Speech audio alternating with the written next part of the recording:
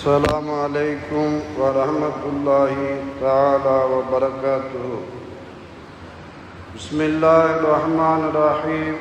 الحمد لله رب العالمين. اللهم صل على سيدنا محمد وعلى آل سيدنا ومولانا محمد وبارك وسلم عليه. أشهد أن لا إله إلا الله وحده لا شريك له وأشهد أن سيدنا ومولانا محمدا عبده ورسوله. أما بعد فقد قال الله تعالى في القرآن العظيم وفي الفرقان المجيد: فأعوذ بالله من الشيطان الرجيم. بسم الله الرحمن الرحيم. فأعرض عمن تولى عن ذكرنا ولم يرد إلا الحياة الدنيا. صدق الله مولانا العظيم. وقال نبينا محمد رسول الله صلى الله عليه وسلم: حب الدنيا رأس كل خطيئة. صدق رسول الله صلى الله عليه وسلم. أنا السلطان إبراهيم اسمي إلى خير البرية انتمائي. أنا السلطان إبراهيم اسمي إلى خير البرية انتمائي. أنا السلطان إبراهيم اسمي إلى خير البرية انتمائي. الحمد لله. சர்வ புகழும் போன்றியும் உலகையை படைத்து பரிபாலித்து ரட்சித்து காத்து வரக்கூடிய அல்லாஹ் ஜல்லஷானஹு தஆலா ஒருவனுக்கே சொந்தமானது. ஸலாத் என்னும் கருணையும் சலாம் என்னும் ஈடேற்றமும் ஈருலக சர்தார் அகிலத்தின் அருட்படை அன்னலம் பெருமானார் ரசூலுல்லாஹி ஸல்லல்லாஹு அலைஹி வஸல்லம் அவர்கள் மீதும் நாயகத்தின் அடிச்சுவடுகளை பின்பற்றி வாழ்ந்த சத்திய சஹாபாக்கள், தாபீன்கள், தபா தாபீன்கள், நாதாக்கள், ஷுஹதாக்கள், நல்லவர்கள் மற்றும் இங்கே குழுமி இருக்கக்கூடிய நம்மவர்கள் அனைவர்கள் மீதும் இனிமேல் வர இருக்கக்கூடிய அனைவர்கள் மீதும் அல்லாஹு ஜல்லஷானஹு தஆலாவின் வற்றாத கருணை ரஹ்மத் என்றென்றும் நின்று நிலவட்டுமாக. ஆமீன். வாழும் காலமெல்லாம் ஈமானோடு வாழ்ந்து கலிமா சொன்ன நிலைமையில் ஈமானோடு மரணமாகக்கூடிய நல்ல நசீபை அல்லாஹு தஆலா நம்மவர்கள் அனைவர்களுக்கும் உலகில் உண்டான முஸ்லிமான ஆண்கள் பெண்கள் அனைவர்களுக்கும் தந்தருள் புரிவானாக. ஆமீன் ஆமீன் யா ரப்பல் ஆலமீன். அல்ஹம்துலில்லாஹ். பதால் இஸ்லாமு கரீபா வஸயஊது கரீபா ஃபதூபா லில் குரபா. நபிகள் நாயகம் ஸல்லல்லாஹு அலைஹி வஸல்லம் கூறினார்கள், இஸ்லாம் ஆரம்பத்தில் சொற்பமான நபர்களை வைத்து ஆரம்பமானது, பிறகு அப்படியே வளர்ச்சி அடைந்தது. அது முடிவு ஏற்படும் பொழுதும் உலகம் அழியும் பொழுதும் சொற்பமானவர்கள் உண்மையான உறுதியான ஈமானில் இருக்கக்கூடியவர்களாக ஒவ்வொன்றும் ஆரம்பத்தை போன்று முடிவும் ஒன்றாக அமையும். முன்னுரையும் முடிவுரையும் ஒன்றாக இருக்கும். முன்னுரையில் எதை ஆரம்பித்தார்களோ முடிவுரையில் அதனுடைய தொடர்ச்சியாக அதனுடைய விளக்கமாக முடிவடையும். மனிதனை ஒன்றும் அறியாதலிருந்து நாம் படைத்தோம். தாயினுடைய வயிற்றிலிருந்து நாம் ஒன்றும் அறியாதவனாக வெளிப்படுத்தினோம். அல்லாஹ் குர்ஆனில் கூறுகிறான். பிறகு அவன் வாலிபத்தை எத்துகிறான். பிறகு கடைசியில் ஒன்றும் அறியாததை போன்று சிறிய குழந்தையை போன்று வமன்னு ஆன்மீரகுனு நக்கிசுஹு ஃபில் கல்ப், யாருக்கு வயதை அதிகப்படுத்துகிறோமோ மீண்டும் பழைய நிலைமைக்கு அவன் மாறிவிடுகின்றான். சிறிய பிள்ளையை போன்று மாறிவிடுகிறான். ஒன்றும் அறியாதவனாக மாறிவிடுகிறான். இது அல்லாஹ்வுடைய ஆற்றல். ஒன்றும் இல்லாத இந்திரிய துளியிலிருந்து பிரம்மாண்டமான அனைத்து அகிலத்தையும் ஆட்டி படைக்கக்கூடிய அளவிற்கு விஞ்ஞான அறிவுகளை கொண்ட ஒரு பகுத்தறிவு உள்ள மிகப்பெரிய சக்தி வாய்ந்த ஒரு மனிதனை வெளியே கொண்டு வர முடியும். நடக்கக்கூட தவக்க முடியாமல் இருந்தவனை சன்னம் சன்னமாக வளர வைத்து உலகையே ஆட்டி படைக்கக்கூடிய அளவிற்கு அறிவு ஞானத்தை கொடுத்து பிறகு ஒன்றும் இல்லாதவனாக ஒன்றும் அறியாதவனாக பிறகும் 3 காலில் 2 காலில் 4 காலில் என்று மாறக்கூடியவனாக நம்மால் மாற்ற முடியும் என்பதை உணர்த்துவதற்காக அல்லாஹு தஆலா அப்படி செய்து கொண்டிருக்கிறான். கண்ணியமானவர்களே, உலகம் அழியும் பொழுது உறுதியான ஈமானோடு வாழக்கூடியவர்கள், உண்மையில் அல்லாஹ்வுடைய சிந்தனையோடு மஅரிஃபத்து ஞானத்தோடு வாழக்கூடியவர்கள், இஹ்லாஸாக அல்லாஹ்வை அறிந்து புரிந்து வணங்கக்கூடியவர்கள் மிகவும் சொற்பமானவர்களாக மாறிவிடுவார்கள். அதிகமானவர்கள் மாற்றமாக இருப்பார்கள். அந்த அதிகமானவர்கள் கூட்டத்தில் நாம் ஆகிவிடாமல் அந்த சொற்பமானவர்கள் உண்மையில் அல்லாஹ்வை அறிந்து புரிந்து இஹ்லாஸாக அல்லாஹ்வுக்காக வணங்கக்கூடிய அந்த சொற்பமான நல்லடியார்கள் கூட்டத்தில் நாம் சேருவதற்கு முயற்சி செய்ய வேண்டும். அல்லாஹ்விடத்தில் துஆ செய்ய வேண்டும். கண்ணியமானவர்களே, மனிதனுக்கு எவ்வளவோ அறிவு கொடுக்கப்பட்டிருக்கின்றது. பலவிதமான கண்டுபிடிப்புகளை கண்டுபிடிக்கின்றார். எல்லாத்தையும் ஒரு ரிமோட்டிலே இயக்கக்கூடிய அளவுக்கு புத்தி கூர்மையினால், விஞ்ஞான வளர்ச்சியினால், அவனுடைய தீர்ச்சன்ய ஞானத்தால் பல கண்டுபிடிப்புகளை மனிதன் படைத்து கொண்டிருக்கிறான். ஆனால் உண்மையில் மிகப்பெரிய அறிவாளி யார் தெரியுமா? அந்த மனிதன் தான் யார், நாம் எதற்கு படைக்கப்பட்டோம், நம்மை படைத்தது யார், ஏன் இந்த உலகிற்கு வந்தோம், வானம் ஏன், பூமி ஏன், யார் படைத்தார், தான் வந்ததனுடைய நோக்கம் என்ன என்பதை யார் முதலில் மனதில் உள்வாங்குகிறாரோ, அந்த நோக்கத்தை அறிந்து அதற்குண்டான காரியத்தில் ஈடுபடுகிறாரோ அவர்தான் உண்மையான அறிவாளியாகுவார். உலகிலே பல கண்டுபிடிப்புகளை கண்டுபிடித்ததினால் அவனுடைய வாழ்க்கை வெற்றியாகிவிடும் என்று அல்ல. உலக வாழ்க்கை வேண்டும் என்றால் வெற்றியாகலாம். ஆனால் மறுமை சிறக்க வேண்டும் என்றால் மற்ற படைப்புகளை போன்று, ஆடு மாடுகளை போன்று, கால்நடைகளை போன்று, ஊர்வன ஜீவராசிகளை போன்று மனிதன் கிடையாது. மனிதன் பகுத்தறிவு கொடுக்கப்பட்டவன். ஏன் இந்த அறிவை கொடுக்கப்பட்டான்?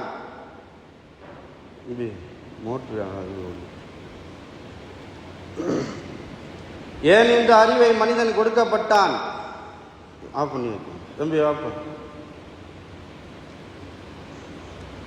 ஆக மனிதன் தான் படைக்கப்பட்ட நோக்கத்தை அறிய வேண்டும். அப்பொழுதுதான் அவனுடைய இருவுலக வெற்றிக்கு அது காரணமாக அமையும். எதற்காக படைக்கப்பட்டோம் என்று விளங்கினால்தான் அதை செய்வதற்கு முன்னேறுவான். நோக்கமே அறியவில்லை என்றால் அதை எப்படி அவன் கடைபிடிப்பான்? கண்ணியமானவர்களே, நல்ல நோக்கத்தை அறிய வேண்டுமென்றால், உண்மையான வெற்றி பெற வேண்டுமென்றால் முதலிலே நம்முடைய தொடர்பு யாரோடு இருக்கிறது என்பதை சிந்தித்து பார்க்க வேண்டும். யாருடன் அதிகமாக பேசுகிறோம், அருகாமையில் நேரடியாகவோ போன்லையோ யாரோடு அதிக தொடர்பில் இருக்கிறோம், யாரை அதிகமாக ரசிக்கிறோம், யாரை பார்க்கிறோம், யாரோடு சேர்ந்து செல்கிறோம் வருகிறோம். நல்லடியார்களுடைய தொடர்பாக இருந்தால் நாமும் நல்லடியார்களாக மாறுவோம். கெட்டவர்களுடைய தொடர்பில் இருந்தால் நாமும் கெட்டவர்களாக மாறிவிடுவோம். அல்லாஹ்வுடைய சிந்தனையில் உள்ளவர்களுடைய தொடர்பில் இருந்தால் நமக்கும் அல்லாஹ்வுடைய சிந்தனை ஏற்படும். முழுக்க முழுக்க உலக சிந்தனை, அதிலேயே வாழ்க்கையை கழிக்கக்கூடியவர்கள் அவர்களுடைய தொடர்பை ஏற்படுத்தினால் நாமும் அதே போன்றுதான் மாறிவிடுவோம். இதைத்தான் அல்லாஹ் குர்ஆனில் கூறுகிறான், அல்லாஹ்வை பயந்து கொள்ளுங்கள், நல்லடியார்கள் உண்மையாளர்களோடு சேர்ந்து இருங்கள். நீங்கள் பயப்பட வேண்டுமென்றால், அல்லாஹ்வை பரிபூர்ணமாக அறிய வேண்டுமென்றால், உண்மையாளர்கள் நல்லடியார்கள் இறையச்சம் உடையவர்களோடு உங்களுடைய தொடர்பு இருக்க வேண்டும். அப்பொழுது நீங்களும் அதை போன்று மாறிவிடுவீர்கள். ஒன்றுமில்ல, மனிதன் எதை அதிகமாக பார்க்கிறானோ, எதை கேட்கிறானோ, யாருடைய சப்தத்தை கேட்கிறானோ, எதன் பக்கம் நடக்கிறானோ எல்லாமே உள்ளத்தில் ஒரு தாக்கத்தை ஏற்படுத்தும். சண்டை காட்சிகளாக இருக்கக்கூடிய ஒரு சினிமாவை அதிகம் பார்த்து கொண்டே இருந்தால் இவனும் அதே போன்று மனிதனாக மாறிவிடுவான். காமெடியான, சிரிப்பான, நகைச்சுவையான விஷயத்தை அதிகம் பார்த்து கொண்டே இருந்தால், ரசித்து கொண்டே இருந்தால் இவனும் அதே போன்று காமெடி மனிதனாக, எல்லோரையும் சிரிக்க வைக்கக்கூடியவனாக, வாழ்க்கையே காமெடியாக மாறிவிடும். எதை அதிகமாக பார்க்கிறோம், எதை படிக்கிறோம், எதை கேட்கிறோம், எல்லாவற்றுக்கும் நாம் பார்க்க பார்க்க உள்ளத்திலே ஒரு தாக்கம் ஏற்படும். ஒருவர் எப்பொழுதும் குர்ஆனை பார்த்து கொண்டிருக்கிறார், அரபியிலே ஓதுகிறார், தர்ஜமாவை படிக்கின்றார், படிப்பது ஏதோ மாற்றம் ஏற்படுத்தவில்லை என்பதை போன்று நாம் நினைக்கலாம். மாறாக உள்ளத்திலே சன்னம் சன்னமாக மைனூட்டாக ஒரு ஈமான் வளர்ந்து கொண்டே இருக்கும்.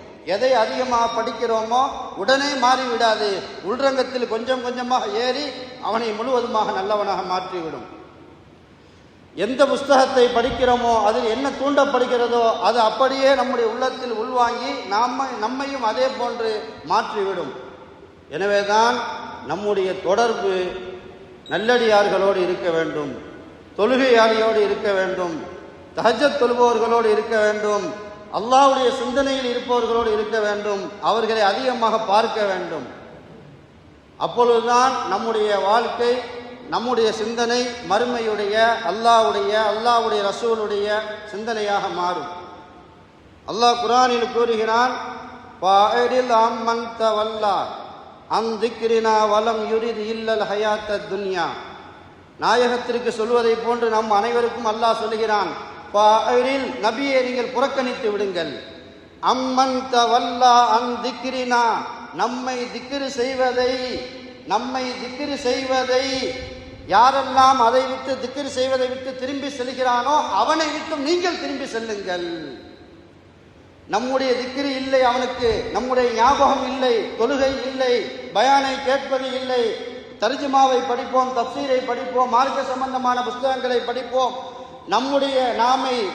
நம்மை திருத்துவதற்குண்டான, நம்மை மேம்படுத்துவதற்குண்டான வழியை ஏற்படுத்துவோம். நம்முடைய திக்ருடைய சிந்தனை இல்லாமல் யாரெல்லாம் புறக்கணித்து செல்கிறாரோ நபியே அவர்களை விட்டும் நீங்கள் புறக்கணித்து செல்லுங்கள்.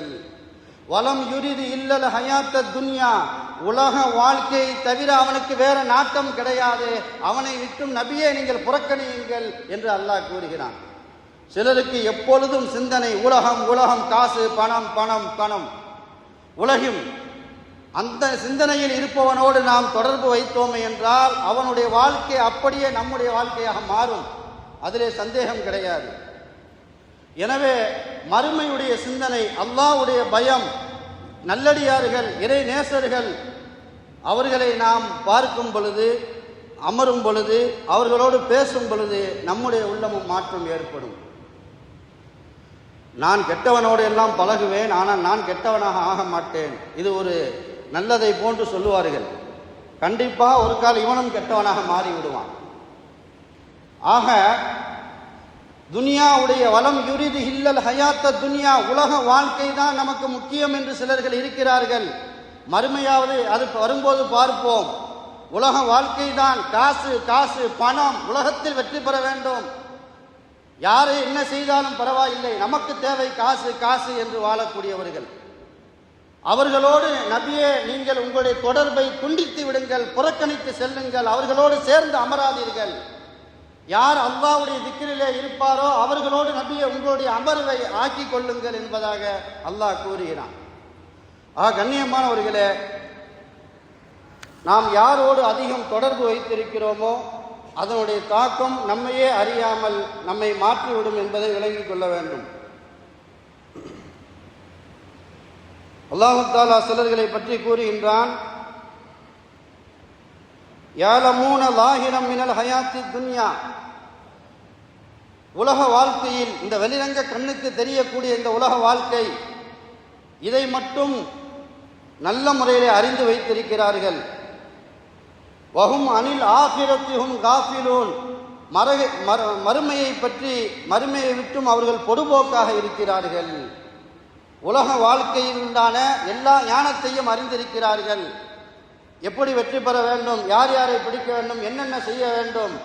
ஆனால் மறுமையை விட்டும் அவர்கள் பொடுபோக்காக இருக்கிறார்கள்.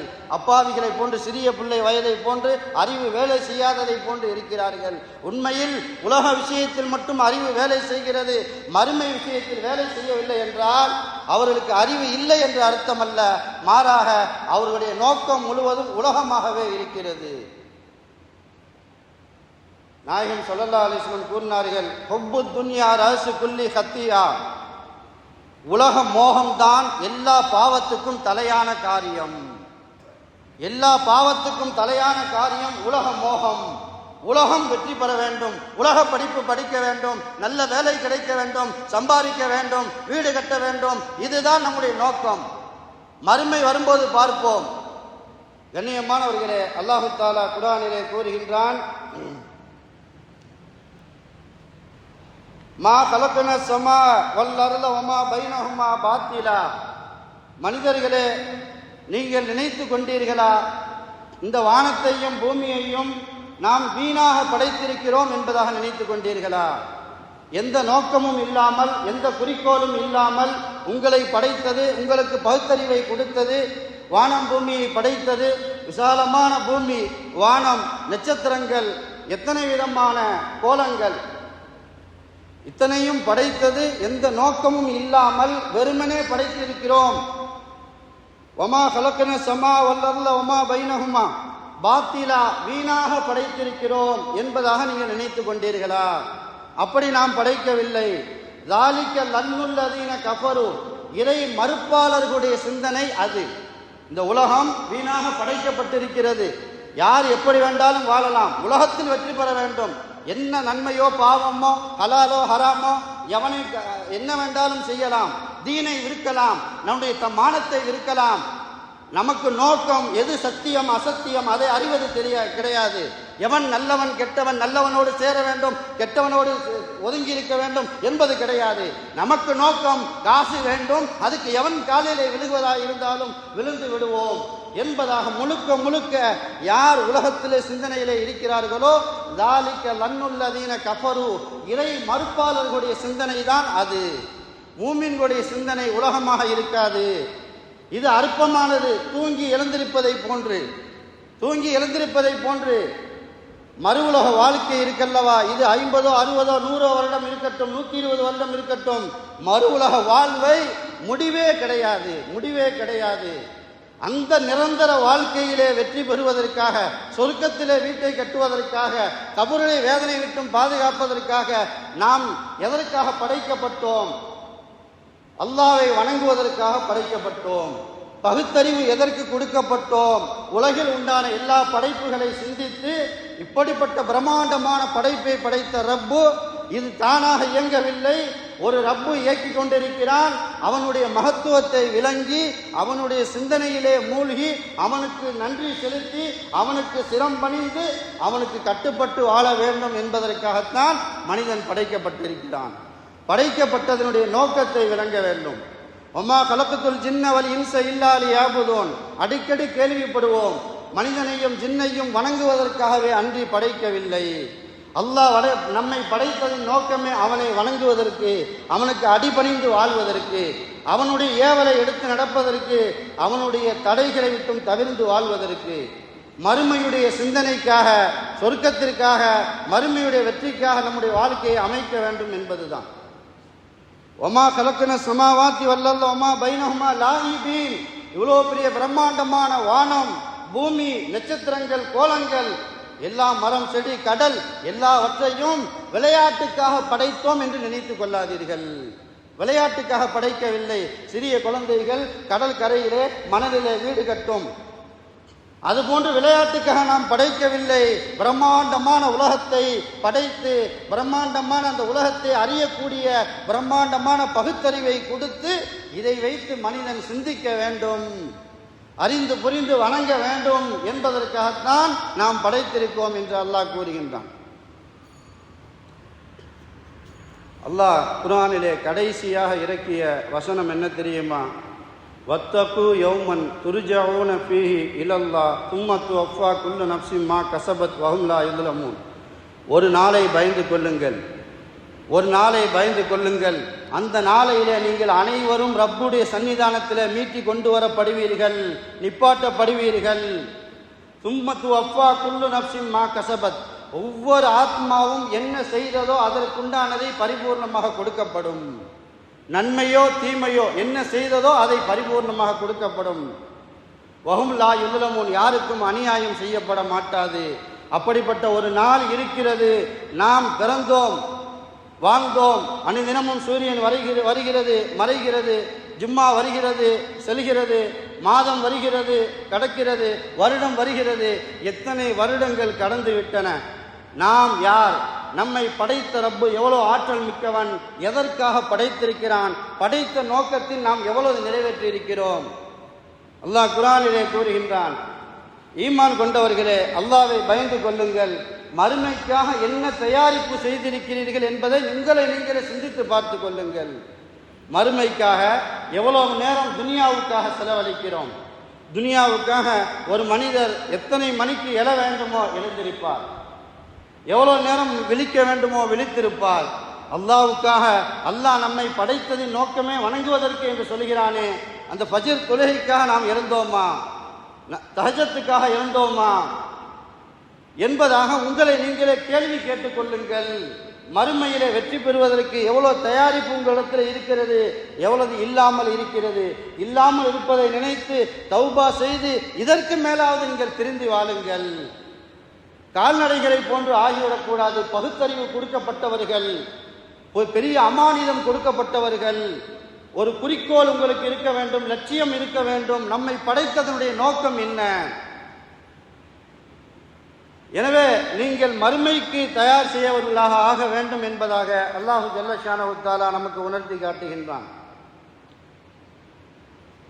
அயஹ்சபுல் இன்சானு ஐ யுத்ரக சுதா, மனிதன் நினைத்து கொண்டானா அவனை அப்படியே கண்டுகொள்ளாமல் விட்டு விடுவோம் என்பதாக நினைத்து கொண்டானா? உலகில் யார் வேண்டாலும் எப்படி வேண்டாலும் வாழலாம், என்ன வேண்டாலும் தொழில் செய்யலாம், என்ன வேண்டாலும் செய்யலாம், எதையும் அல்லாஹ் கண்டுக்க மாட்டான் என்பதாக மனிதன் நினைத்து கொண்டானா? அப்படி அல்ல என்று அல்லாஹ் கூறுகிறான்.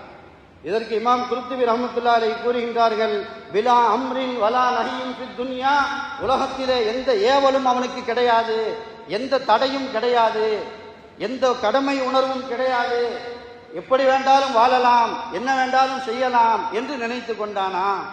மறுமையில் கேள்வி இல்லை, எழுப்புவது இல்லை, கூலி கணக்கு இல்லை, சொர்க்கம் நரகம் இல்லை என்பதாக மனிதன் நினைத்து கொண்டானா? இந்திரிய துறையிலிருந்து நாம் மனிதனை படைக்கவில்லையா? இப்படிப்பட்ட பிரம்மாண்டமான படைப்பில் அவனை கொண்டு வரவில்லையா? இதையெல்லாம் சிந்தித்து, மனிதா நீ விளங்கிக்கொள், நீ ஒவ்வொரு நாளும் பார்க்கக்கூடிய, பேசக்கூடிய, செய்யக்கூடிய ஒவ்வொன்றுக்கும் உனக்கு நன்மையோ தீமையோ கொடுக்கப்படும். உன்னுடைய ஒவ்வொரு நாளும் நொடியும் ஈமான் கொள்ளாதவர்கள், மறுமையை நம்பாதவர்கள் மனம் போன போக்கில் எப்படி வேண்டாலும் வாழலாம். அதுபோன்று ஒரு மூமினுடைய வாழ்க்கை அமைந்து விடக்கூடாது. அல்லாஹ் நம்மை வணங்குவதற்காக படைத்திருக்கிறான். நாம் எத்தனை நாட்களாக வணங்கி கொண்டிருக்கிறோம்? அல்லாஹ் கடமைகளை எவ்வளவு நிறைவேற்றுகிறோம்? எதில் குறை இருக்கிறது? நம்மை சீர்திருத்திக் கொள்ள வேண்டும். அலம் ஏனில் இல்லதீன ஆமனு அன் தபிஷ குலூபுஹும் லிதிக்ரில்லா, அல்லாஹ்வை நினைத்து பயந்து நடுங்குவதற்கு மனிதனுக்கு இன்னமா நேரம் வரவில்லை? இத்தனை ஆண்டு சென்றது செல்லட்டும், அல்லாஹ்வுக்காக இனிமேல் நீங்கள் திருந்தி வாழுங்கள். அல்லாஹ் அனைத்தையும் மன்னிக்கக்கூடியவனாக இருக்கிறான். மௌத்தாகும் சக்கராத்திர இஸ்ராயேல் அலைஹிஸ்ஸலாம் அவர்களை பார்த்த பிறகு தௌபா செய்வோம் என்று நினைக்காதீர்கள்.